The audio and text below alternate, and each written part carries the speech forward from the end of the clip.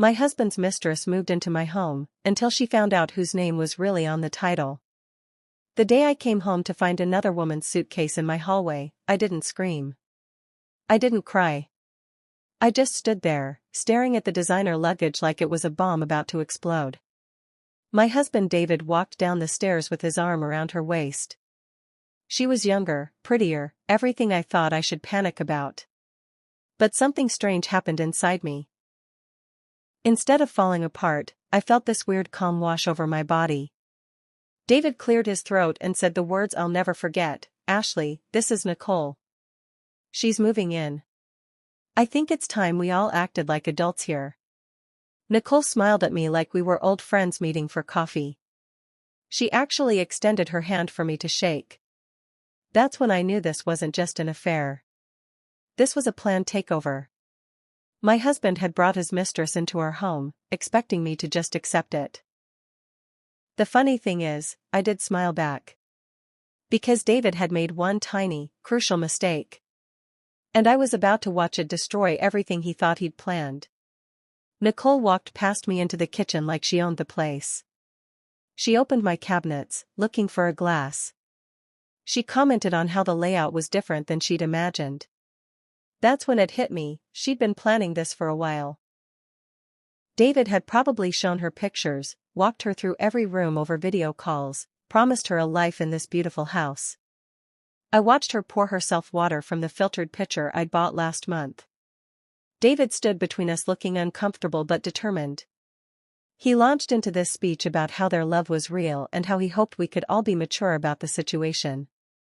He said Nicole needed a place to stay, and since the house was big enough, this was the logical solution. Logical. That word almost made me laugh. I nodded slowly, like I was considering his words. Nicole sat down at the kitchen table, crossing her long legs. She wore expensive jeans and a silk blouse. Her perfume filled the air, replacing the vanilla scent I'd always kept in our home. "So you're okay with this?" David asked, surprise evident in his voice. He'd expected a fight. Maybe he'd even wanted one, so he could paint me as the crazy, jealous wife. That would make his story cleaner when he told our friends. But I wasn't going to give him that satisfaction. "I need some time to process," I said calmly. Nicole looked at David with this victorious smile. She thought she'd won. She thought I was weak, broken, ready to just roll over. David relaxed his shoulders. He actually looked relieved. "I'm glad you're being reasonable about this, Ashley. I know this isn't traditional, but we're all adults." There was that word again. Adults. As if betrayal and disrespect were somehow mature choices. I excused myself and walked upstairs to our bedroom. Correction, to the bedroom I'd been sleeping in. Everything looked the same, but it all felt different now. I could hear them downstairs, their voices low but excited. They were probably celebrating how easy this had been. How I'd just accepted my new reality without a fight. I sat on the bed and pulled out my phone. My hands were shaking, but not from sadness. It was adrenaline. Pure energy was coursing through my veins. I scrolled through my contacts and found my lawyer's number. Patricia had helped me with a work contract last year. She was sharp, no nonsense, exactly who I needed. I sent her a text, "Emergency. Need to talk ASAP. It's about my house." She responded within minutes, "Call me now." I went into the bathroom, turned on the shower to mask my voice, and dialed her number. "Patricia, my husband just moved his mistress into our house," I whispered. There was a pause on the other end. Then Patricia's voice came back, sharp and focused. "Tell me everything."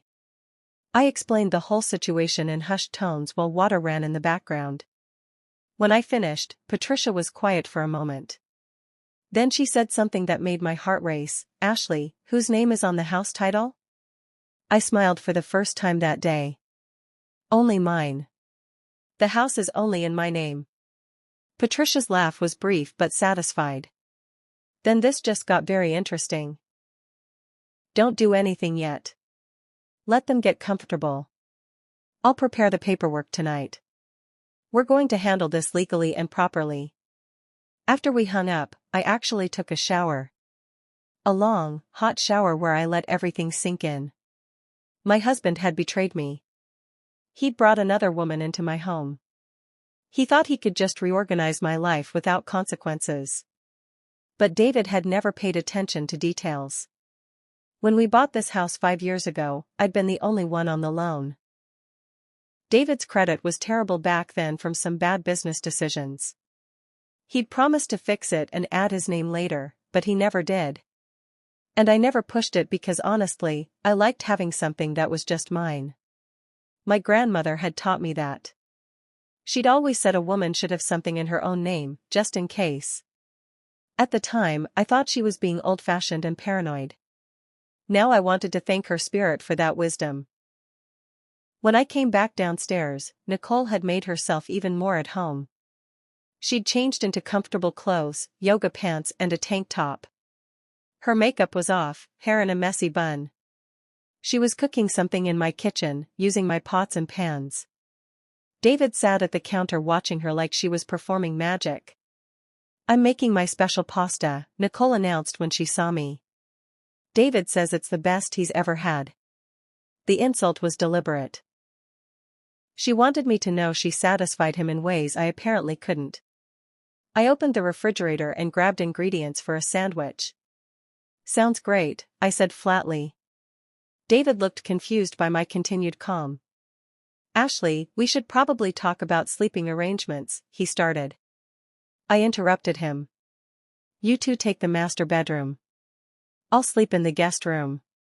Nicole's eyes went wide. She hadn't expected me to give up that easily. "Are you sure?" David asked. "Absolutely," I replied. "I want you both to be comfortable." The look they exchanged was priceless. Confusion mixed with suspicion, but ultimately, greed won out. They wanted the master bedroom, and I was handing it over. That night, I lay in the guest room listening to them laugh and talk in what used to be my bedroom. The walls were thin enough that I could hear everything. They weren't even trying to be quiet. Nicole kept saying how much easier this was than she'd thought it would be. David agreed, saying I was being surprisingly mature about everything. "Most wives would have lost their minds," Nicole said. "I guess she knows when she's beat," David replied. Their words should have hurt, but instead, they fueled something stronger inside me. Anger, yes, but also determination. They thought I was defeated. They thought I was too weak or too scared to fight back. Let them think that. Let them get comfortable in their delusion. I pulled up my email and saw Patricia had already sent me documents to review. Eviction notices. Legal precedents. A timeline of how this would unfold. "Give them a week," her email said. "Let them settle in. Make it feel real. Then we move." I set my phone down and actually slept well that night. Better than I had in months, honestly. The next morning, I woke up to find Nicole had rearranged the living room. My pictures were gone, replaced with abstract art she'd apparently brought with her. My throw pillows were in a box by the door. She was erasing me from my own house, one decoration at a time. "I hope you don't mind," Nicole said when she caught me staring. David said I could redecorate. The style was a bit outdated. Outdated. She'd called my taste outdated in my own home. David came down the stairs, freshly showered, wearing cologne I'd bought him for his birthday. "Looks great, babe," he told Nicole, kissing her cheek. He didn't even look at me. I was becoming invisible in my own life, and they were making it happen together. I nodded and went to make coffee. While it brewed, I sent Patricia a text, "They're redecorating." She responded with 3 words, "Document everything. Photos." So I did. I casually took pictures of every change Nicole made, every piece of my life she tried to erase. Evidence. Beautiful, undeniable evidence. Over the next few days, Nicole's true colors started showing more clearly. She wasn't just moving in. She was taking over. She invited her friends over without asking. They drank wine from my glasses, sat on my furniture, laughed about how awkward this living situation must be. One of her friends actually said to me, "You're so brave for handling this." I could never share my man. The words hung in the air like poison. "It's temporary," I replied, smiling. "Everything is temporary." Nicole's friend didn't understand what I meant, but Nicole looked at me with narrowed eyes. For a second, I saw doubt flicker across her face. But David squeezed her hand and the doubt vanished. He was her security blanket, her proof that this crazy situation was somehow normal. What Nicole didn't know was that David had a pattern. This wasn't his first affair. It was just the first one I had proof of. The first one he'd been bold enough to bring into our home. And that boldness would be his downfall. Patricia called me when I was alone in my car, parked outside the grocery store. "It's time," she said. "I prepared all the documents. We're going to serve them both with eviction notices tomorrow morning. I've also filed for divorce on your behalf, citing adultery. In this state, that matters. You'll get everything." My hands gripped the steering wheel. This was really happening. "What do I need to do?" I asked. "Nothing," Patricia said. "Just act normal tonight. Tomorrow morning, a process server will arrive at 7. Let him do his job. Then call me immediately after. We'll have a police officer there too, just in case David gets aggressive." I took a deep breath. "Thank you, Patricia. Ashley, you're doing the right thing. What he did was cruel and stupid. Let's make sure he regrets it." That evening, I cooked dinner for the first time since Nicole moved in. I made David's favorite meal, pot roast with all the fixings. He looked surprised and pleased. "This is nice," he said. "Yeah," I agreed. "I figured we should have one last normal family dinner." Nicole looked confused, but David didn't catch my emphasis on the word last. He was too busy enjoying his food. The next morning came faster than I expected. I woke up at 6:30, got dressed in my best business casual outfit, and waited downstairs. At exactly 7 o'clock, the doorbell rang. David came stumbling down the stairs in his pajamas, annoyed at the early disruption. "Who the hell is that?" he grumbled. "I'll get it," I said sweetly. I opened the door to find a tall man in a suit holding official-looking envelopes. Behind him stood a police officer, just as Patricia had arranged. "Are you David Thompson?" the process server asked, looking past me. David froze on the stairs. "Yeah, who's asking?" "You've been served," the man said, handing him an envelope. "This is an eviction notice. You have 30 days to vacate the premises." David's face went from confused to angry in seconds. "Eviction? What are you talking about? This is my house." The process server turned to where Nicole had appeared at the top of the stairs. "Are you Nicole Martinez?" "Yes." Her voice was small, scared. "You've also been served with an eviction notice. 30 days to vacate." He handed her an envelope too. The silence that followed was deafening. David ripped open his envelope, his eyes scanning the legal document with growing panic. "This says the house is solely in Ashley's name. That can't be right." "It's completely right," I said calmly. "I'm the only person on the title and mortgage. I have been since we bought it." Nicole's face had gone pale. "David, you said this was your house. You said we were going to live here together." "It is my house," David shouted, but his voice cracked. "We're married, so it's our house." The police officer stepped forward. "Sir, I'm going to need you to calm down. If the property is solely in your wife's name and she wants you to leave, you have to leave. That's the law." David turned to me, and for the first time I saw real fear in his eyes. Not just anger or embarrassment, but actual fear. He was realizing he'd made a massive mistake. "Ashley, let's talk about this. We can work this out." "No," I said simply. You brought your mistress into my home. You disrespected me and our marriage in the worst possible way. Now you both need to leave. Nicole started crying. Actual tears streaming down her face. David, you promised me.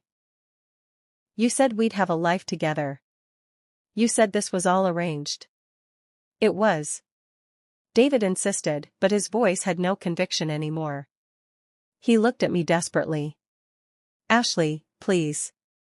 I made a mistake. A huge mistake. But we can fix this. We've been together for 10 years. 12, I corrected. We've been together for 12 years. And you threw it all away for her. The process server cleared his throat. Ma'am, I also need to give you this. He handed me another envelope. Divorce papers, as you requested. Mr. Thompson, you'll need to respond within 30 days. David's legs seemed to give out. He sat down hard on the stairs. Nicole was hyperventilating, holding the wall for support. This can't be happening, she kept repeating. This can't be happening. But it was happening. It was really happening. The police officer spoke up. Folks, you have 30 days, but I'd suggest you start packing today. And I'd recommend finding alternative accommodation sooner rather than later. This situation seems pretty hostile. They can stay the full 30 days if they need to, I said. I want everything done by the book. After the process server and police officer left, David tried every tactic he could think of. First came anger. He yelled about how unfair I was being, how he'd helped pay the mortgage too, how I was being vindictive. I let him yell. When he finally ran out of steam, I spoke quietly. Every mortgage payment came from our joint account, yes. But the house was always mine. You knew that. You just never thought it would matter. Then came the bargaining. What if Nicole leaves? What if I end it right now? Can we start over? I almost laughed. You want me to forgive you for bringing your mistress into my home? For humiliating me? For replacing me in my own life? It was a mistake. David pleaded. The mistake was thinking you could get away with it, I replied. Nicole had been quiet during all this, but now she spoke up. You vindictive witch. You set us up. You planned this whole thing. No, I said. You two planned this. I just refused to be a victim of your plan. Nicole grabbed her phone. I'm calling my lawyer.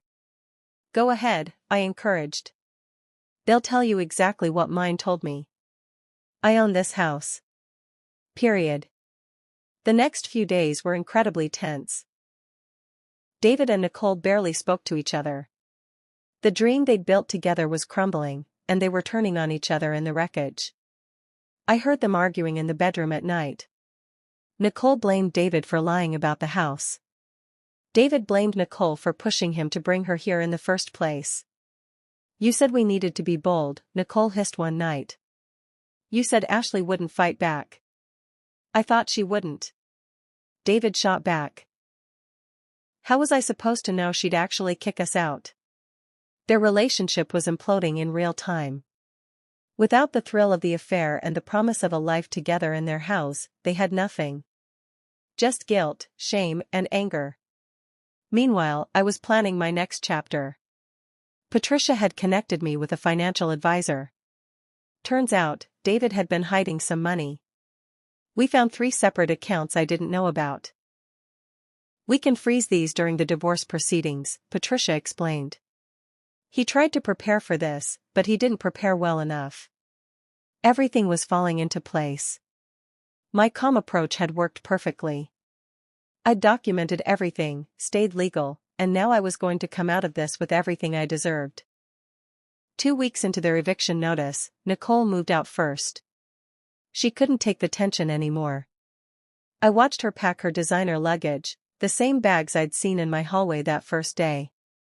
She looked nothing like the confident woman who'd walked into my house. Her eyes were red from crying.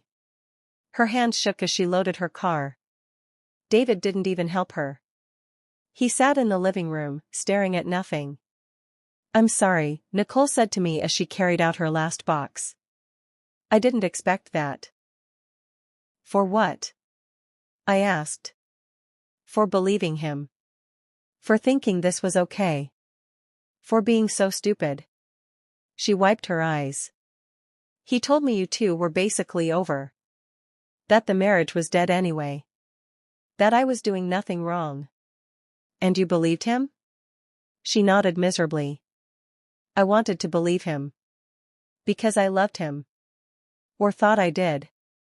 I should have felt satisfaction in her misery, but I just felt tired. "You made your choices, Nicole. We all did." She drove away that afternoon, and I never saw her again. But her absence didn't make David any easier to deal with. If anything, he got worse. With Nicole gone, David became desperate in new ways. He tried to seduce me, like our 12 years together meant we could just forget everything that happened. I shut that down immediately. Then he tried guilt. What am I supposed to tell people? That my wife kicked me out of my own home? "It's not your home," I reminded him. "It never was."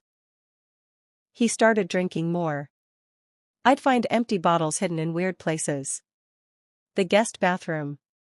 The garage. Behind books in the study. He was falling apart, and part of me felt bad about that. This was still someone I'd loved for over a decade. But then I'd remember Nicole's perfume in my kitchen. Her clothes in my closet. The way he'd looked at her while I stood there invisible. And my sympathy would evaporate. Patricia called regularly to update me. "The divorce is proceeding smoothly. He hasn't contested anything yet. I think he knows he doesn't have a leg to stand on." "What about the hidden accounts?" I asked. "We're getting those too. His lawyer is advising him to settle quickly. This could all be done in 3 months if he cooperates." 3 months. 90 days until I'd be completely free. David's 30 days were almost up when he tried one last thing. He showed up with flowers and a letter. "I wrote down everything I want to say," he told me. "Please just read it." I took the letter but didn't open it in front of him. Later that night, alone, I finally read his words. It was 3 pages of apologies and excuses. He blamed stress at work.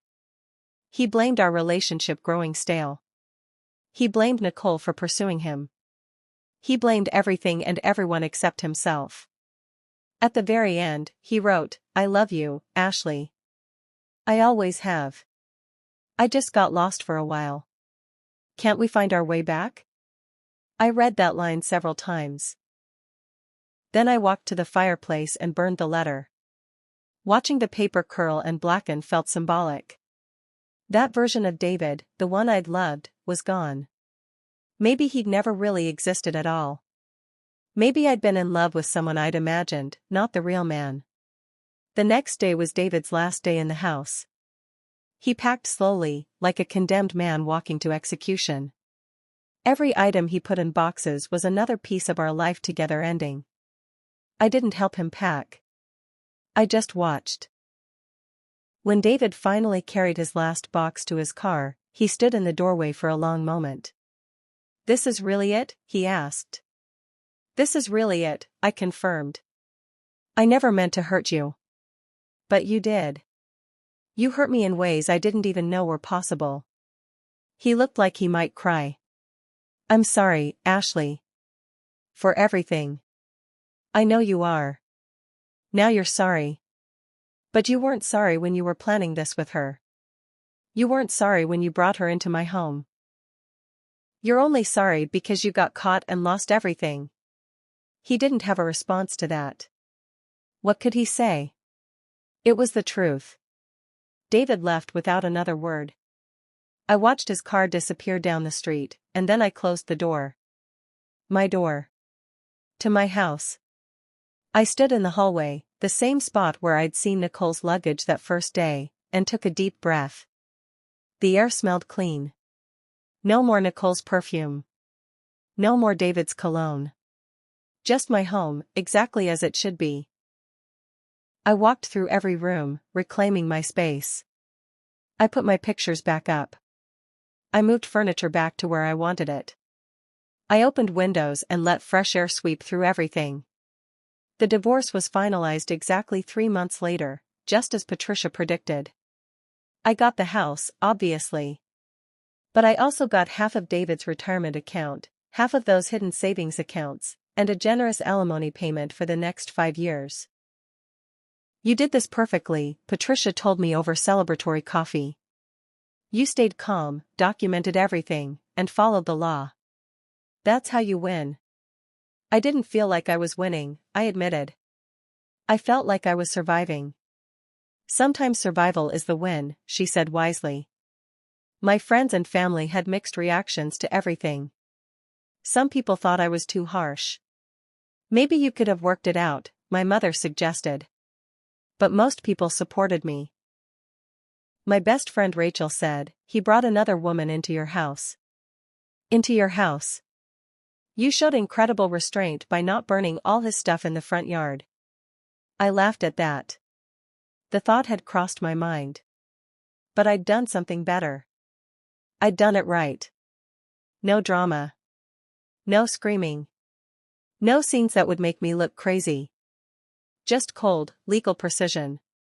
That hurt David more than any tantrum would have. 6 months after the divorce was final, I ran into Nicole at a coffee shop. She looked different. Thinner. Tired. She was with another man, but they didn't look happy. When our eyes met, she quickly looked away. Part of me wanted to ignore her completely. But another part, the part that had grown stronger through all of this, wanted closure. I walked over to her table. Nicole. She looked up, surprised. Ashley. Hi. Can we talk? Just for a minute? She glanced at her companion, who shrugged. We stepped outside onto the sidewalk. How are you? I asked. It felt like a strange question given our history. I'm okay, she lied. You? I'm actually really good, I said honestly. I just wanted to tell you something. What happened, it wasn't entirely your fault. David was the one who was married. He was the one who made vows. He was the one who betrayed me. Nicole's eyes filled with tears. Why are you being nice to me? I'm not being nice. I'm being honest. You made bad choices. But he made worse ones. And I hope you learned something from all this. She nodded, unable to speak. Nicole wiped her eyes and finally spoke. I did learn something. I learned that if a man will cheat with you, he'll cheat on you. David tried to keep things going with me after you kicked us out. Within a month, I found messages from another woman on his phone. I wasn't surprised. Not even a little bit. I'm sorry that happened to you. But I'm not sorry it proved who he really is. He's living with his parents now, Nicole continued. The alimony and divorce settlement wiped him out financially. He lost his job because the stress was affecting his work. His whole life fell apart. That's what happens when you build your life on lies, I said. We stood there for another moment in awkward silence. Finally, Nicole asked, Do you hate me? I thought about that question carefully. No. I don't hate you. I don't really feel anything about you at all anymore. You were just a symptom of a bigger problem in my marriage. If it hadn't been you, it would have been someone else eventually. She nodded like she understood. We said goodbye, and I never saw her again after that. But the encounter gave me something I needed. Confirmation that I'd made the right choice. Life after divorce was surprisingly good. Better than good, actually. I had my house completely to myself. I redecorated every room exactly how I wanted it. I adopted a dog. Something David had never wanted. I started painting again, a hobby I'd abandoned years ago because David said it made the house smell weird. I reconnected with friends I'd lost touch with. I traveled to places I'd always wanted to see. I discovered who I was without David, and I liked that person. She was stronger than I'd realized. 1 year after the divorce, I met someone new. His name was Thomas, and he was nothing like David. He was honest, transparent, respectful. When I told him my story, he was horrified. He did what? And expected you to just accept it? Yep, I said, laughing at the absurdity in retrospect. That's insane. You handled that perfectly though. I had good help, I admitted. And good instincts. Thomas and I took things slow. I wasn't ready to rush into anything, and he respected that completely. It was refreshing to be with someone who actually cared about my feelings and boundaries. The story of what happened spread through our social circle like wildfire. I didn't tell it myself, I didn't need to. Other people who knew us put the pieces together. David's reputation was destroyed. People saw him for who he really was. A cheater. A liar. Someone who'd tried to manipulate his way into having everything he wanted without consequences. Meanwhile, I became something of an inspiration to other women in bad relationships. Friends of friends would reach out, asking how I'd stayed so calm. How I'd planned everything so carefully. You have to understand your worth, I'd tell them. And you have to know your rights. I got lucky because the house was in my name. But even if it hadn't been, I would have fought for my dignity and my future. Some of them took my advice. Some didn't. But I was always honest about how hard it had been. How many nights I'd cried alone. How scared I'd been that I was making the wrong choice. But you got through it, they'd say. Yes, I'd agree. I got through it. And you can too. That became my message. Not revenge. Not bitterness. Just survival and recovery. You can get through anything if you stay focused and believe in yourself. Today, I'm sitting in my backyard, watching my dog chase butterflies through the garden I planted last spring. The house is quiet except for birds singing and wind chimes on the porch. This is my peace. My sanctuary. My home. Sometimes I think about that day when I came home to find Nicole's luggage in my hallway. How my whole world shifted in an instant. How I could have fallen apart but chose to stand firm instead. David tried to take everything from me. He tried to erase me from my own life. But he failed because he underestimated me. He thought I was weak. He thought I'd just accept whatever he decided. He was wrong. The house is still in my name. The title never changed. And neither did I, not in the ways he expected. I became stronger. Wiser. More sure of who I am and what I deserve. I learned that sometimes the quietest response is the most powerful one. That patience and strategy beat anger and impulse every time. That your name on the title matters, but your name on your own life matters even more. And I learned that home isn't just about walls and doors. It's about dignity, respect, and knowing your worth. That's something no one can ever take from you. Unless you let them. I didn't let them. And I never will again.